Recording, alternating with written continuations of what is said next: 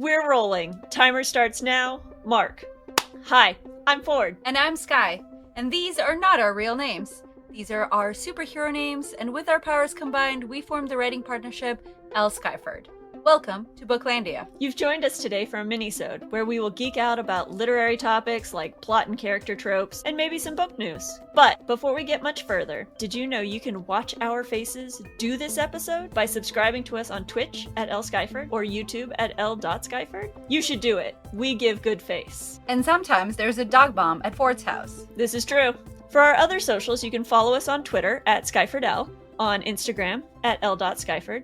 And if you're interested in our book, blog, or even more book reviews, head over to our website, lskyford.com.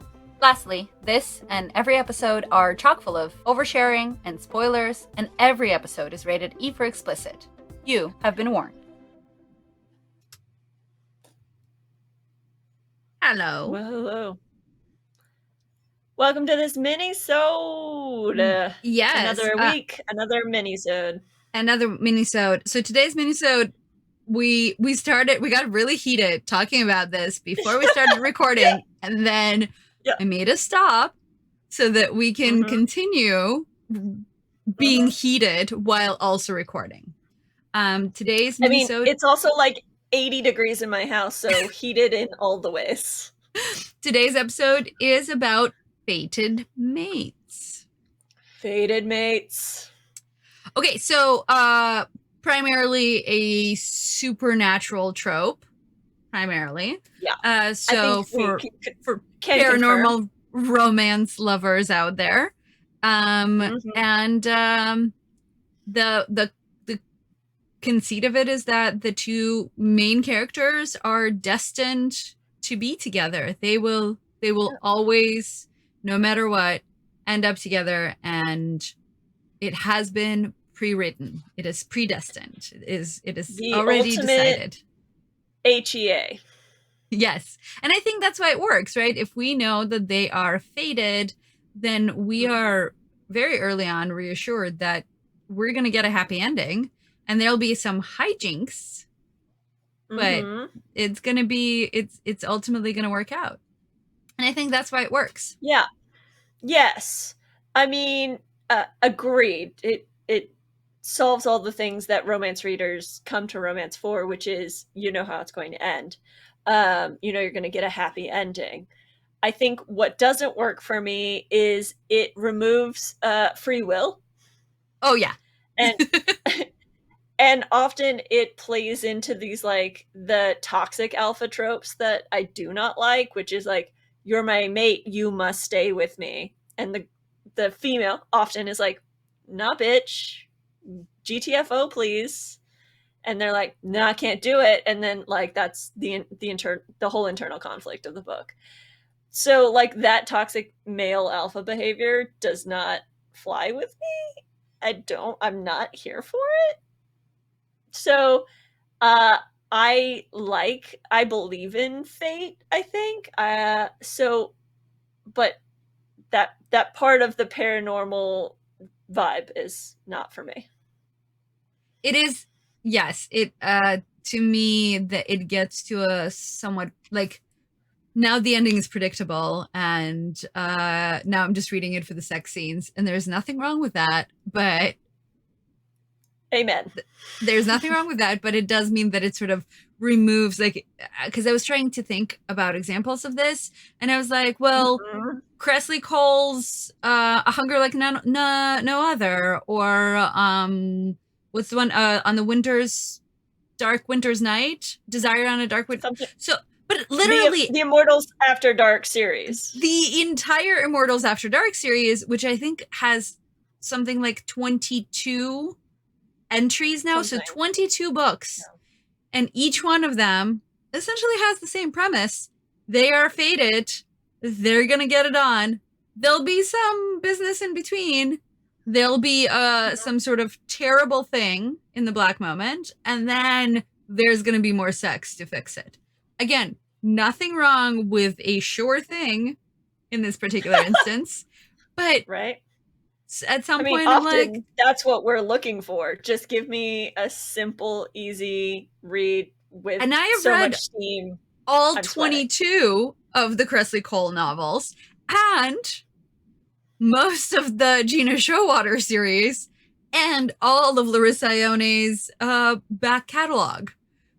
Mm-hmm. All of them have the fated mate trope almost everywhere in their books. Yeah. And yeah, no, I'm there for all of it. I read every single one of them.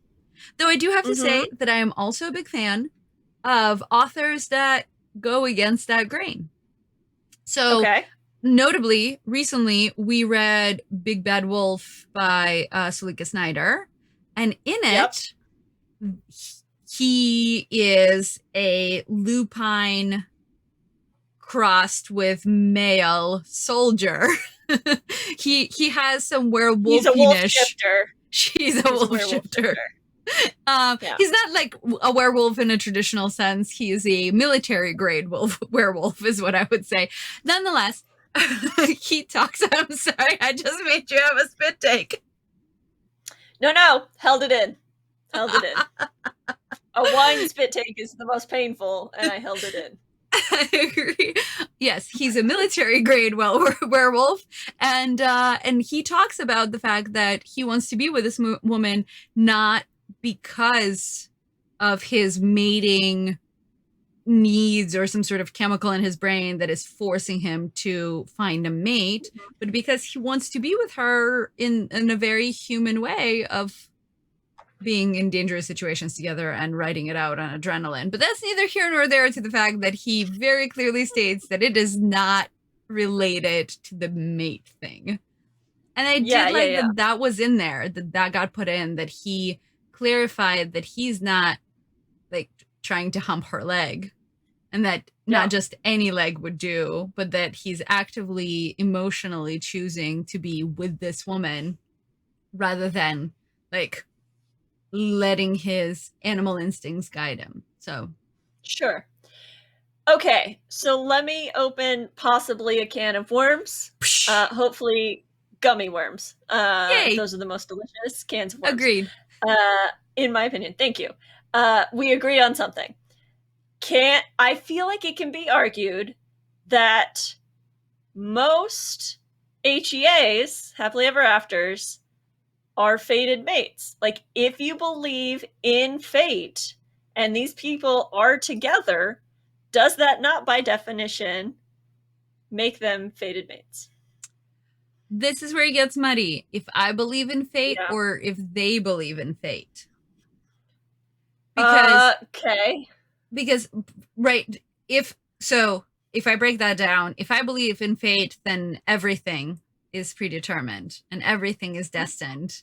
And in that case, every single interaction is fated, and it's done. It's sorted out. It's going to work out no matter what. And that's a very positive and interesting way to go through life. No judgment on that front. Just saying that that's like a lot. That's a lot of optimism.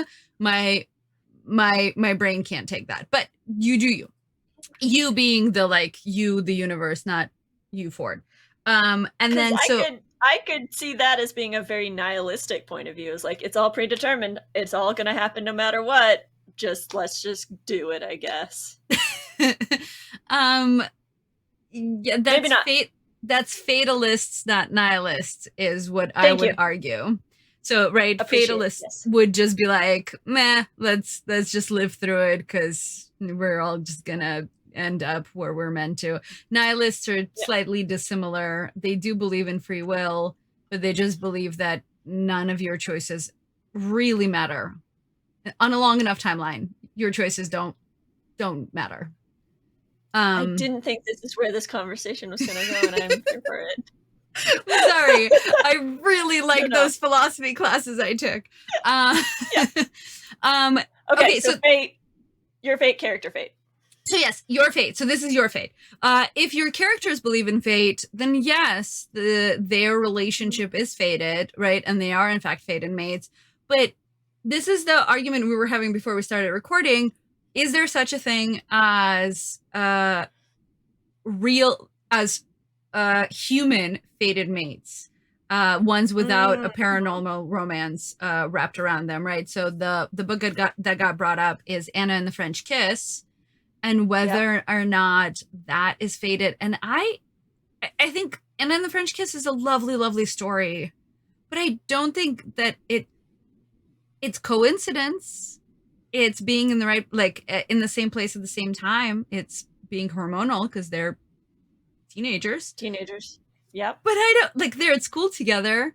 Is it fate or is it just two people who have similar brain chemistry that have interlocking parts that work in the way that they like them to together?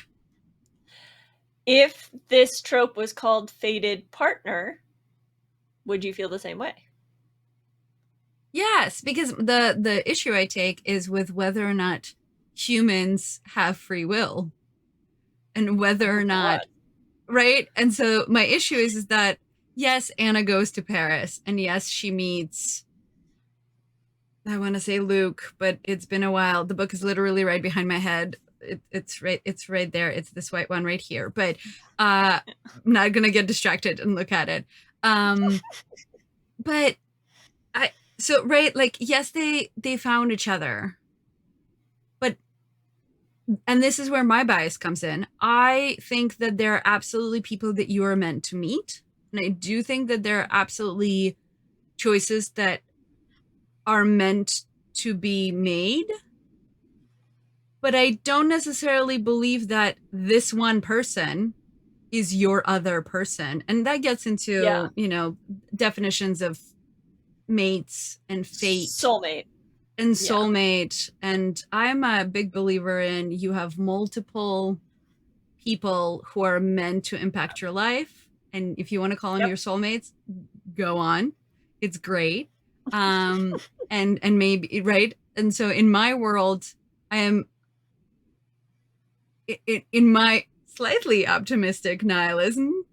I think that there are many people and many choices that we make, and not just the one. So I Yep. say, for me, humans are not fated. They are destined Interesting. to make choices. Okay. I actually I agree with you on the multiple people front. I feel like very early on in my dating years, I heard, one of these, it's science that, every person has 1,000 soulmates, so to speak. And it's all about timing, it's all about location. It's a bunch of these different things. And I believe that, and that actually took a lot of pressure off of me dating. Like, it's not one and done. Let me wait until I find somebody that fits all of my interlocking parts, as you say. And I didn't mean that in a heteronormative way. I just meant that in the like Sure. it in the romance genre's descriptor of we fit like puzzle pieces. Yeah, no. I get it, but I also But giggled also at your dirty joke. Okay, great. Um, so fated mates apply only to paranormals, according to you. Um, so is the human equivalent the soulmate trope? I mean, yes, which does not work for me, but yes, the Right, for human the same reasons. equivalent, yes, but Yeah. yes, I think the human equivalent is the soulmate, and you must find the one, and there's only one person who could ever be your person, and Mm-hmm. no. Yeah. That makes me think about, like, for people who do like this trope, that makes me think about the soulmate equation, which actually kind of talks about this in a lot of ways, uh, using science to determine your soulmate, and does it really matter in the end, as long as you're with somebody that you love and feel compatible with and safe with. So, yeah, I guess hit more recommendations required, please. More recommendations that are all paranormal, though. Yeah. And shout out to the Gina Showalter that just came out called Heartless, and the Mm-hmm. Larissa Ione one that is coming out in October the name of which I am extremely not prepared to deliver at this time. It's the darkest something, I'm sure. But her stuff is lovely. For me, in paranormal, I will continue reading these. I think they're hilarious. In human, hard pass. Cool. I mean, same. Yeah. Bye. Bye. So are you, dear audience human, gonna pick up this book now that you've heard our review? Let us know in the comments.